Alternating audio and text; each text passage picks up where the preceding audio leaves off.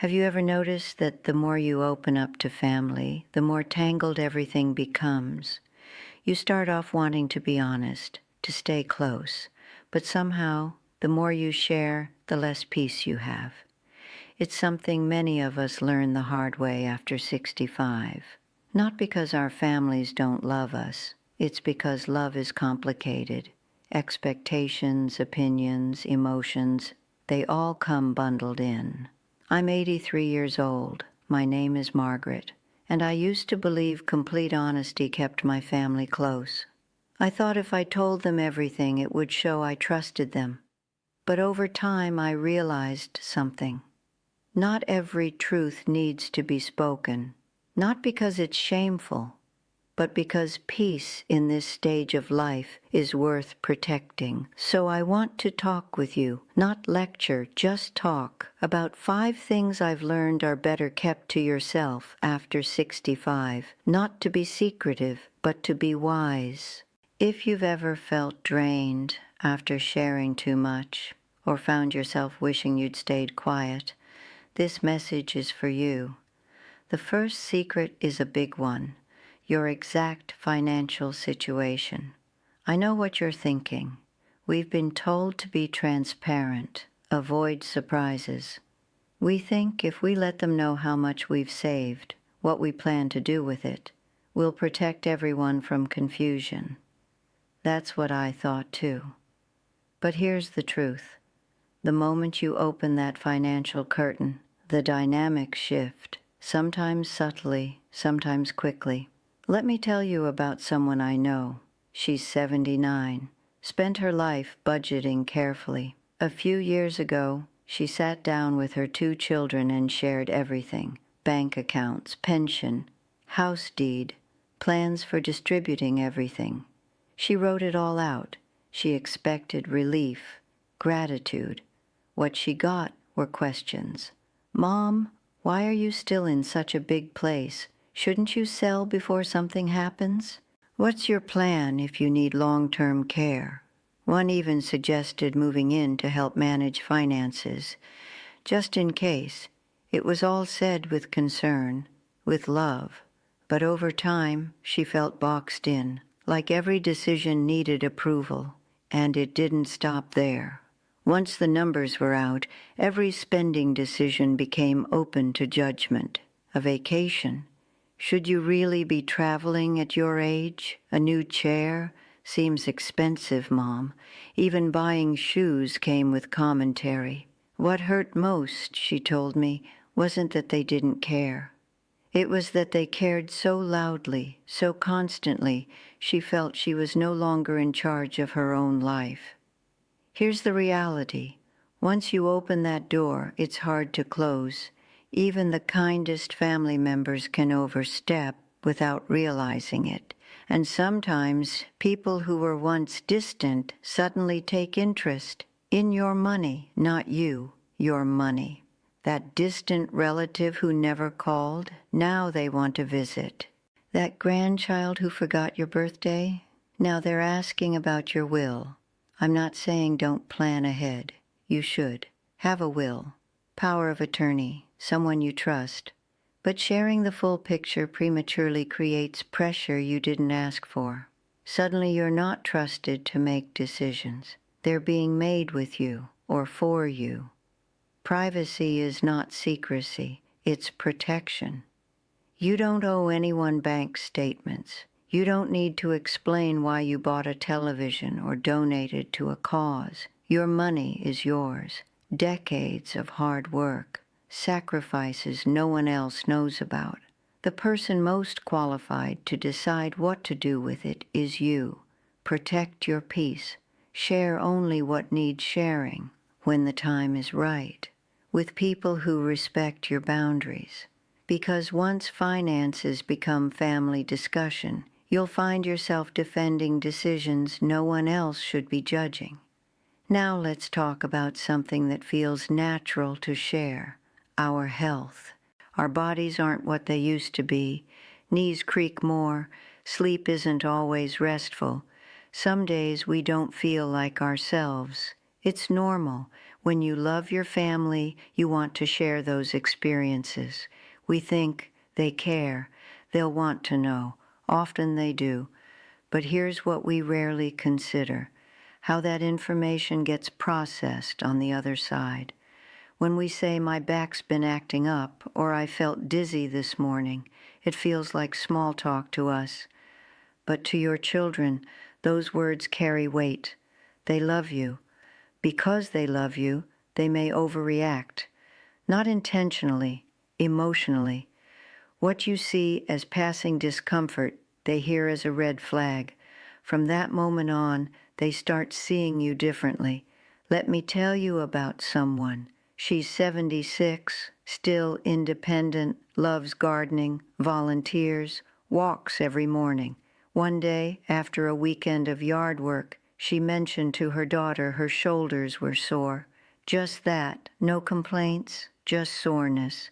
Her daughter panicked, booked physical therapy, started calling twice daily, suggested hiring help around the house. She appreciated the love, but she felt handled, like she'd become fragile. Over time, her daughter made comments. "Are you sure you should be lifting that? Maybe you shouldn't drive at night." This woman, who'd always taken pride in independence, began feeling like a child in her own life, all because of sore shoulders. This is the danger of oversharing health details, especially small, non-urgent ones. You're not doing anything wrong, but you may unintentionally shift how your family sees you. From strong and capable to someone they need to protect or manage. That shift, once started, is hard to reverse. Don't misunderstand. If something serious is going on, a diagnosis, a condition affecting daily life, something requiring support, of course share it. Your family should know. You deserve help when it matters. But every twinge, every stiff joint, every sleepless night, you don't need to broadcast it. Think of it this way. Sharing everything can create a narrative that doesn't reflect who you are. You might feel mostly fine, but loved ones might see you declining faster than you are.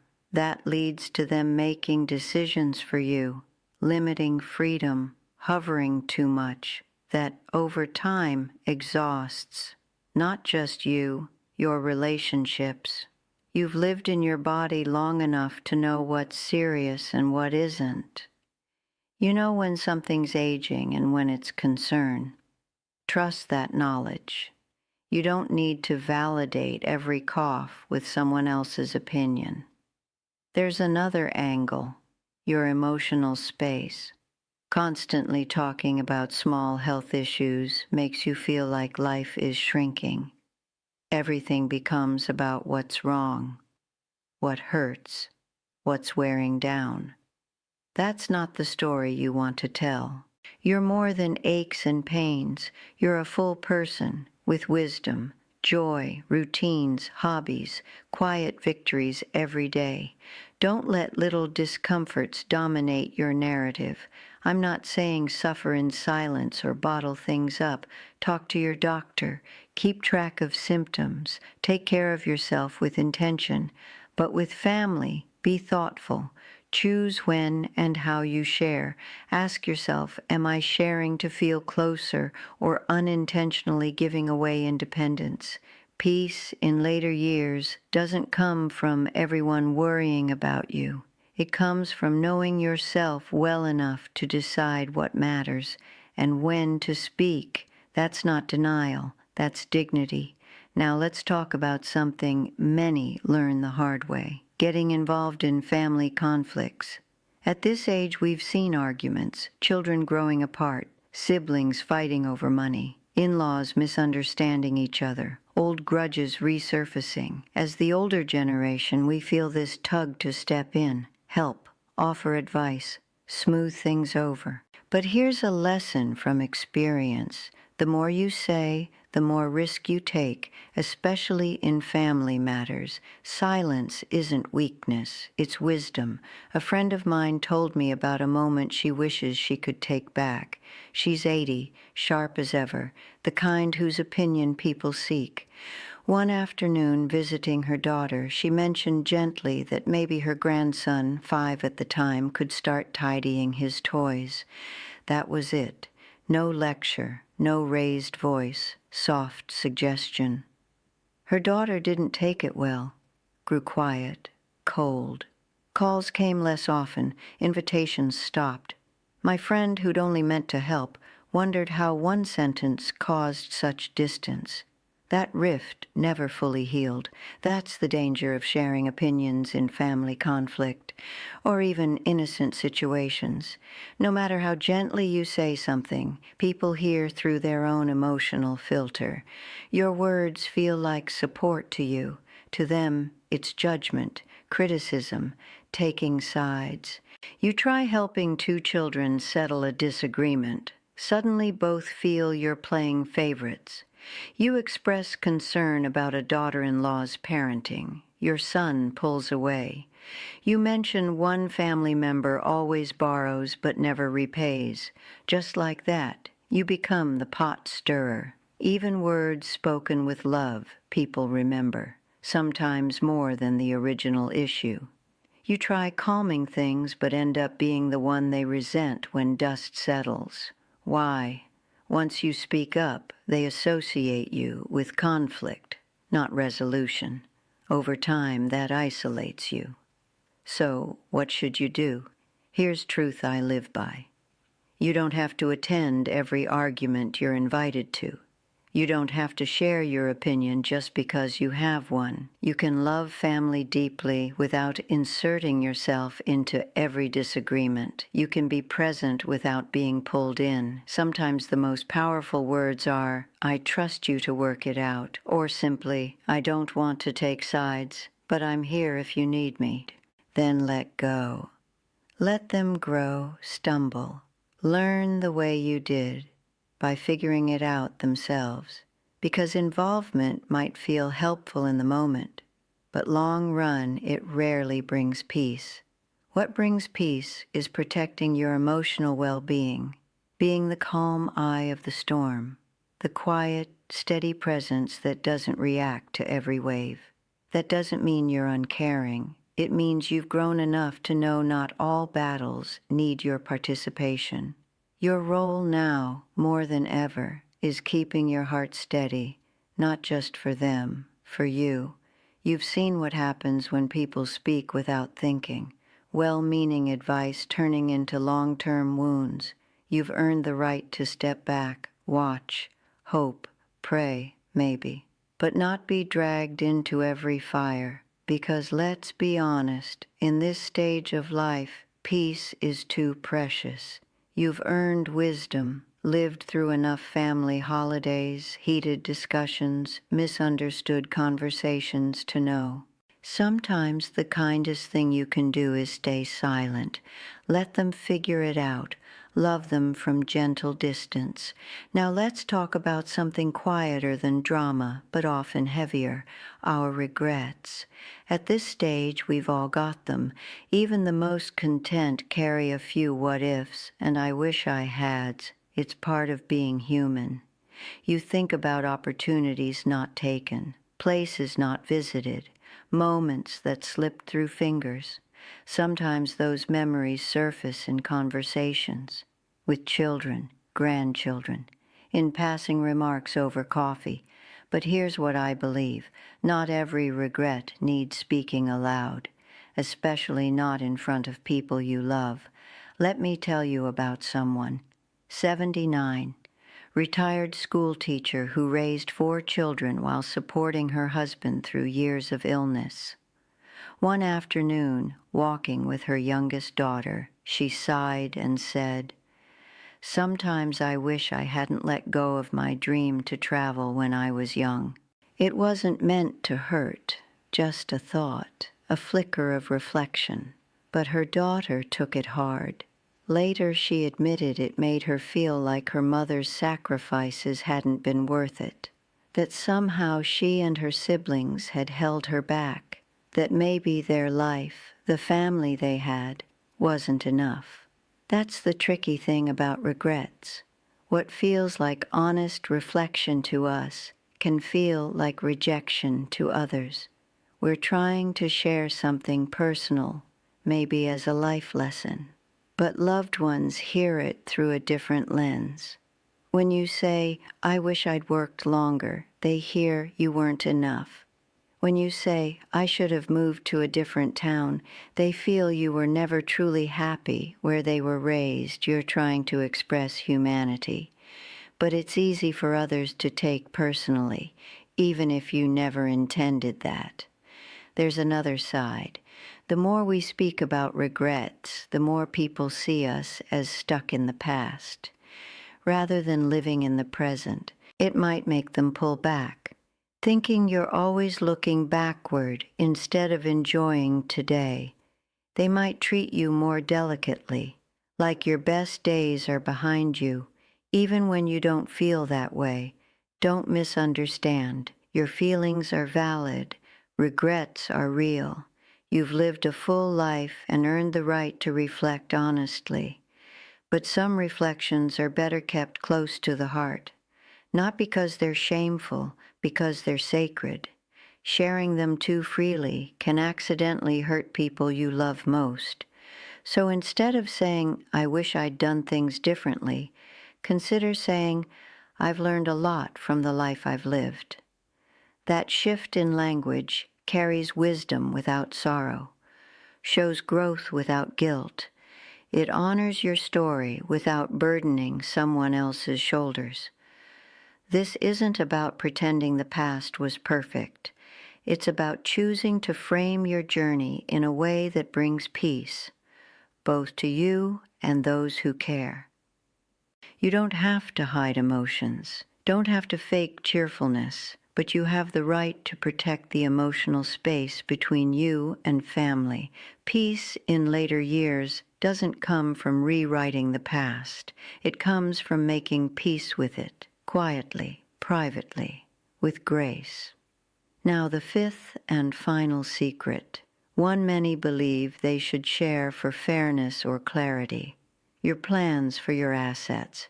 We've heard the advice, don't leave family guessing. Make sure everyone knows what to expect. There's some truth in that, up to a point. Having a legal plan, making a clear will, choosing someone you trust to manage affairs. That's important, absolutely. But here's what isn't talked about enough. The details of what you plan to leave, who gets what, how your estate will be divided. Those can do more harm than good when shared too early or openly. Let me tell you about someone, 83, retired nurse, who spent life saving, budgeting, investing wisely, generous, thoughtful, deeply loyal to 3 adult children. Wanting to avoid confusion, she told each exactly what she was planning, how the house would be sold, how accounts would be divided, even which heirlooms would go to whom. At first it seemed right. But within weeks, things shifted. Her middle son, always easygoing, suddenly called more often, offering opinions about selling the house now while the market was good. Her daughter, who'd moved out of state, questioned why she wasn't getting the same percentage as siblings, since she'd sacrificed so much leaving home. The youngest became distant, clearly uncomfortable, but hurt all the same. What started as thoughtful transparency turned into subtle competition, hurt feelings, quiet resentment. Here's what she told me, word for word. I felt like they started seeing the inheritance, not their mother. That's the risk when you share asset plans in detail, even with best intentions. It stirs up expectation, entitlement, jealousy, distance. You think you're bringing peace, but more often you're opening a door to questions, comparisons, unintended tension. And here's something else. Once people know your plans, They may start looking at your life choices differently. Why are you still in that house if it's going to be sold? Why spend money on a trip now? Shouldn't you leave more behind for grandkids? Pressure starts building, not always through words, through glances, tone, hesitation. That pressure chips away at something important, your freedom to enjoy the life you built. Don't get me wrong, you still need a solid, legally sound estate plan. You still need a will, power of attorney, someone you trust to carry out wishes when the time comes. But that doesn't mean turning retirement into a negotiation table. You don't owe children a preview of your will like it's a book chapter. You don't need to justify plans. What you choose to give or not give is your decision, because true peace in this chapter isn't about how much you give away. It's about how freely you live. Your legacy is more than a dollar amount. It's the life you lead, lessons you've passed down, love you've shown consistently, quietly, faithfully. That's what family will remember most, if you let them. And if someone only shows interest when conversation turns to money, then you need to ask yourself a hard question. Are they truly valuing you, or just what you have? Protecting your plans isn't selfish. It's smart, it's respectful, and it ensures you can enjoy golden years without the shadow of judgment, pressure, or competition hanging over you. So let's wrap this up with a thought I hope stays with you.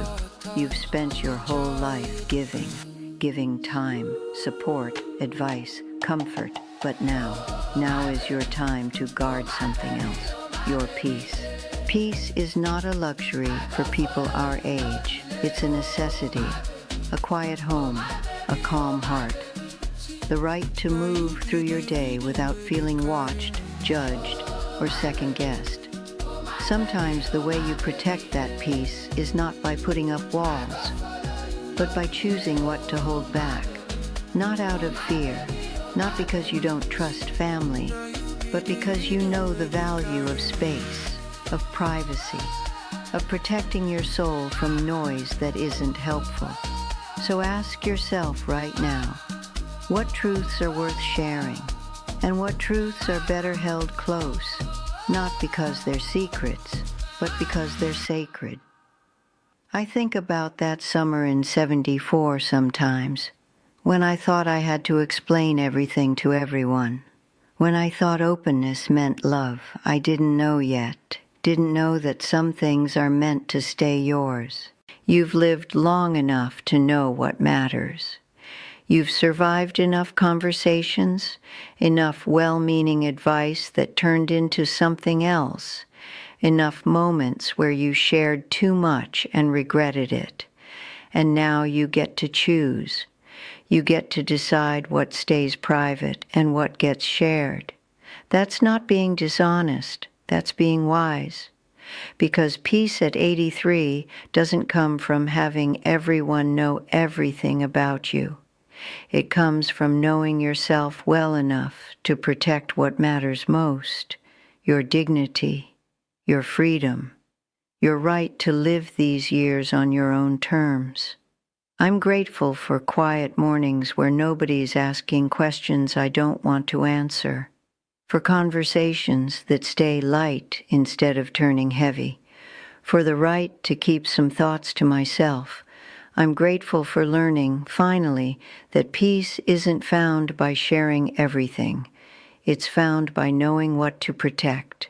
Thank you for spending this time with me, for listening to an old woman talk about what she's learned to keep close. If you want to sit with me again, I'll be here, still learning, still protecting my peace, still figuring out this business of growing old with dignity intact. Take care of your heart, take care of your peace, and never forget you've earned it.